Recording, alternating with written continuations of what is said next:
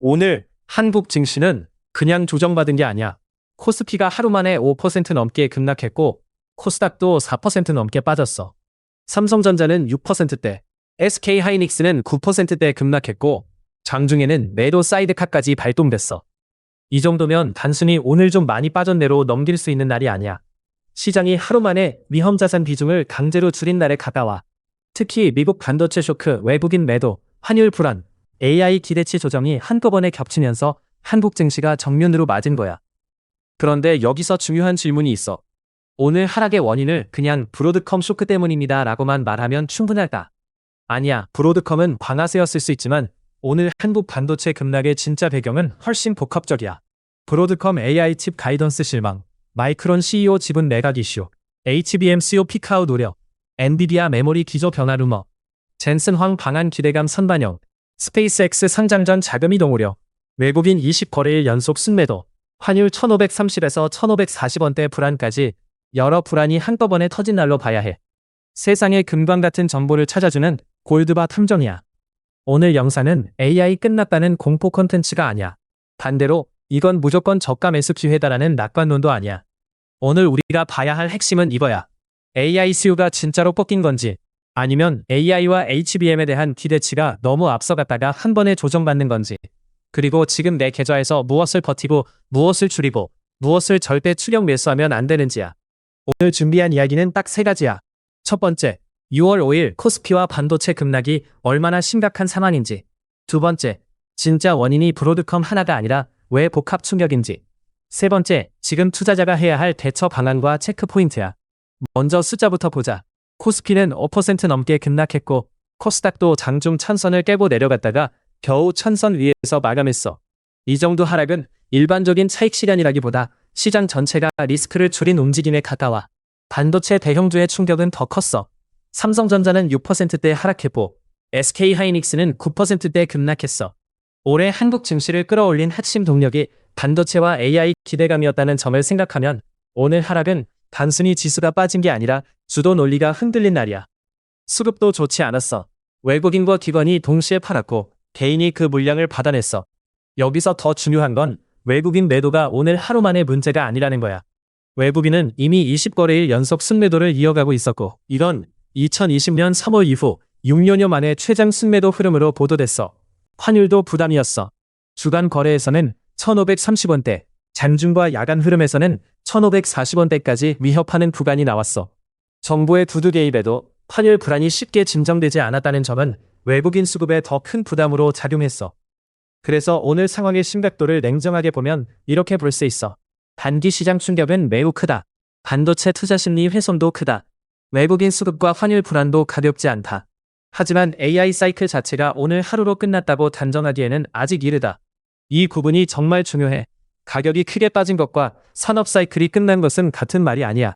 하지만 가격이 빠졌는데 동시에 투자 물리까지 흔들리기 시작했다면 그때는 반드시 대응해야 해. 그럼 원인을 하나씩 뜯어보자. 첫 번째는 브로드컴 쇼크야. 브로드컴은 AI 반도체와 네트워크, 맞춤형 칩 기대를 한몸에 봤던 기업이야. 그런데 AI 칩 매출 가이던스가 시장의 높은 기대를 만족시키지 못했다는 해석이 나오면서 주가가 크게 흔들렸고 그 충격이 미국 반도체주 전체로 번졌어. 여기서 중요한 건 브로드컴이 망했다는 게 아니야. AI 관련 매출이 사라졌다는 뜻도 아니야. 문제는 시장이 이미 너무 높은 기대를 가격에 반영하고 있었다는 거야. 주식은 실적만 보고 움직이지 않아. 실적과 기대치의 차이로 움직여. 어떤 회사가 좋은 숫자를 내더라도 시장이 그보다 더 좋은 숫자를 기대하고 있었다면 주가는 빠질 수 있어. 이번 브로드컴 충격은 바로 그 장면을 보여준 거야. 그리고 이 질문이 한국 반도체로 넘어온 거야. AI 수요가 좋은 건 알겠어. HBM 수요가 강한 것도 알겠어. 그런데 지금 주가에 반영된 기대만큼 더 좋아지고 있니? 시장이 이 질문을 던지는 순간 최근 가장 많이 오른 주도주부터 맞게 돼. 두 번째 원인은 마이크론발 악재야. 브로드컴만 있었던 게 아니야. 미국 반도체 투자 심리가 흔들리는 와중에 마이크론 CEO의 구지분 매각 소식까지 겹쳤어. 반도체 투자자 입장에서는 AI 메모리 사이클이 가장 좋다고 말하던 구간에서 왜 내부자가 팔까? 라는 의심을 할 수밖에 없어. 물론 CEO 지분 매각 하나만으로 메모리 사이클이 꺾였다고 볼 수는 없어. 하지만 시장이 이미 예민해진 상태에서는 작은 악재도 크게 반응해. 특히 한국 시장은 SK하이닉스와 삼성전자 비중이 크기 때문에 미국 메모리주 심리 악화가 그대로 전이될 수 있어. 세 번째 원인은 HBM 수요 피크아웃 우려야.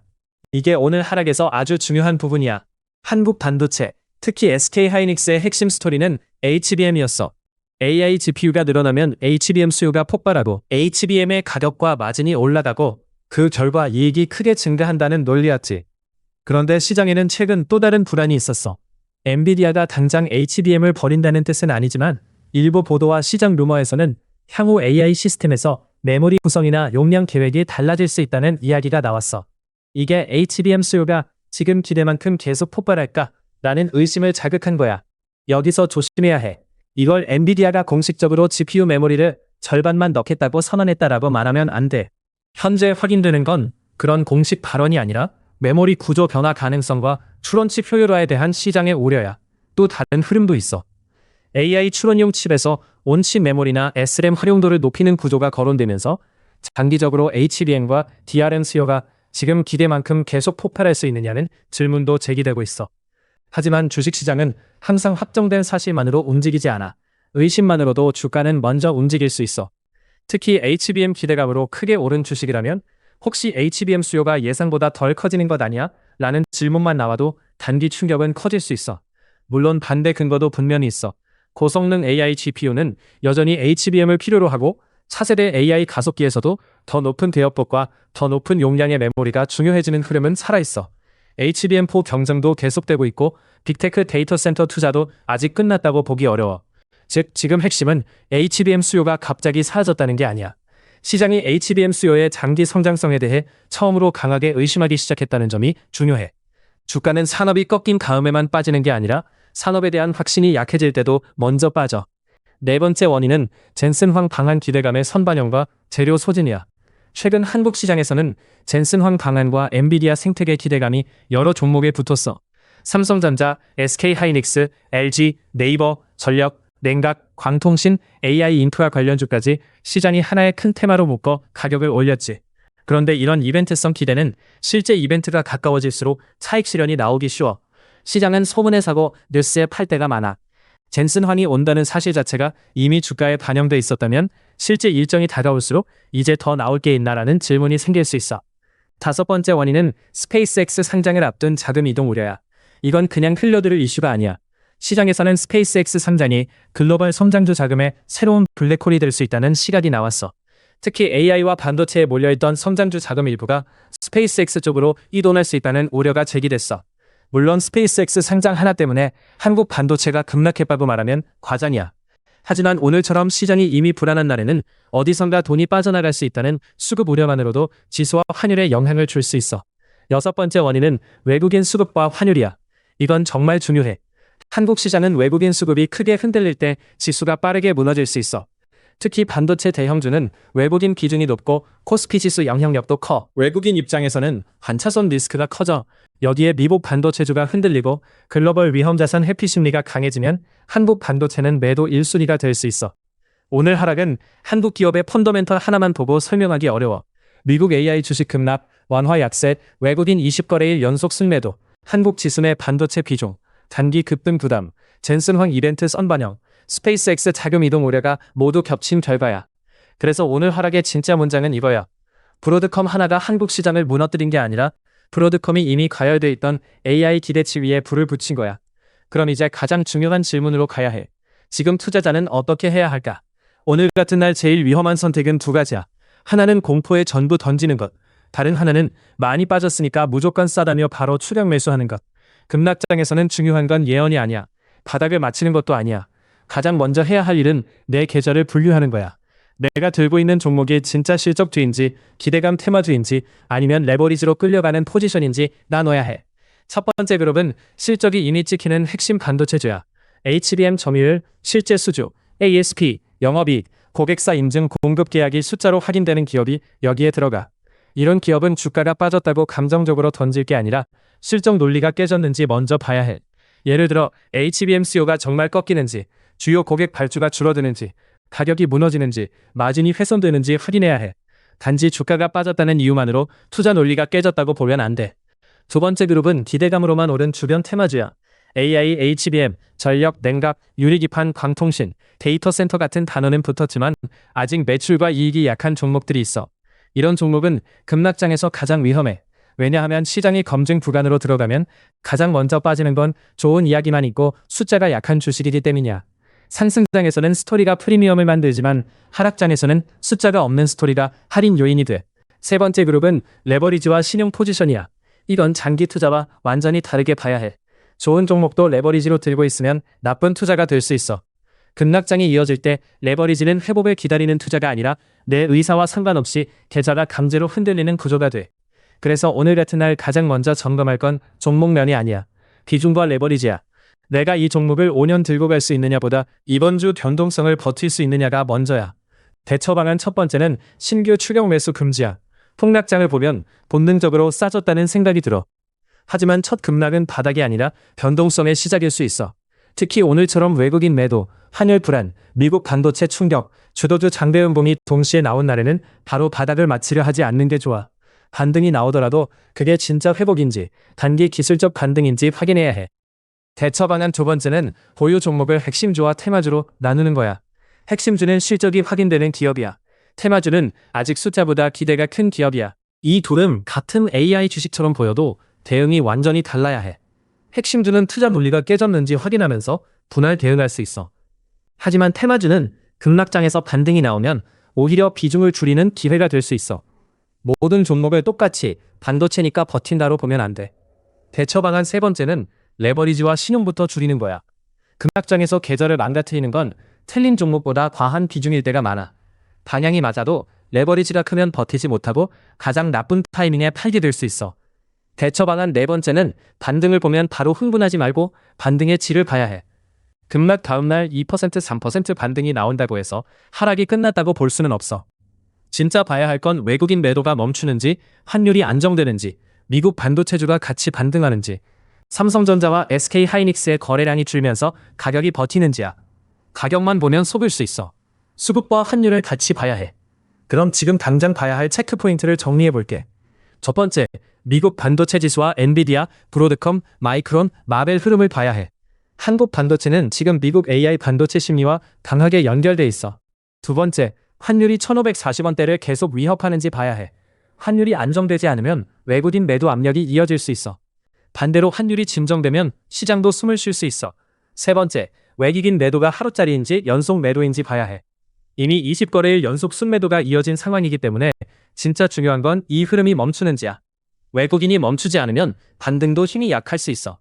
네 번째, 삼성전자와 SK하이닉스가 장대 연봉 이후 추가 투매를 멈추는지 봐야 해. 급락 다음날 무조건 반등하는 것보다 중요한 건 저점이 계속 깨지지 않는 거야. 다섯 번째, AI 실적 논리가 깨졌는지 봐야 해.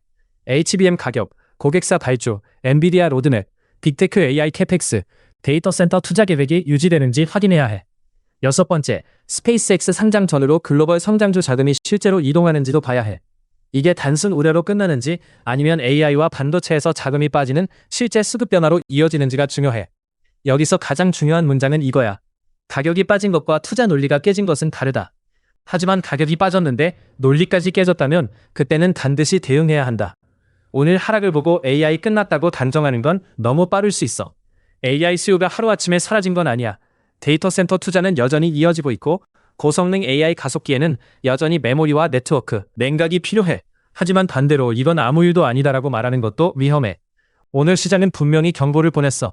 이제 AI 주식이 믿음만으로 오르는 구간은 끝나가고 있고 숫자로 검증받는 구간에 들어가고 있다는 경고야. 특히 한국 반도체는 앞으로 더 정교하게 봐야 해. SK하이닉스는 HBM 실적이 얼마나 강하게 이어지는지, 고객 집중 리스크는 없는지, HBM4 전환에서 우위를 유지하는지 봐야 해. 삼성전자는 HBM 인증과 공급 확대, 파운드리 회복, 메모리 업황 개선이 실제 숫자로 찍히는지 봐야 해. 단순히 삼성도 언젠가 따라잡겠지가 아니라 언제 어떤 고객에게 얼마만큼 공급하는지가 중요해. 소부장과 주변 테마주는 더 엄격하게 봐야 해. 대형주보다 훨씬 변동성이 크고 기대감이 빠질 때 하락폭도 커질 수 있어. 실적이 없는 테마주는 반등 때마다 비중 조절 기준을 세워야 해. 오늘 같은 날 투자자가 가장 피해야 할 말은 어차피 오를 거야야. 그 말은 투자 판단이 아니라 위로일 수 있어. 반대로 다 끝났다도 마찬가지야. 그 말도 판단이 아니라 공포일 수 있어. 투자는 위로나 공포로 하는 게 아니야.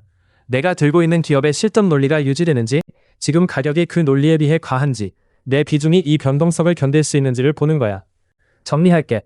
오늘 코스피 급락과 반도체 투내는 브로드컴 쇼크 하나 때문만은 아니야.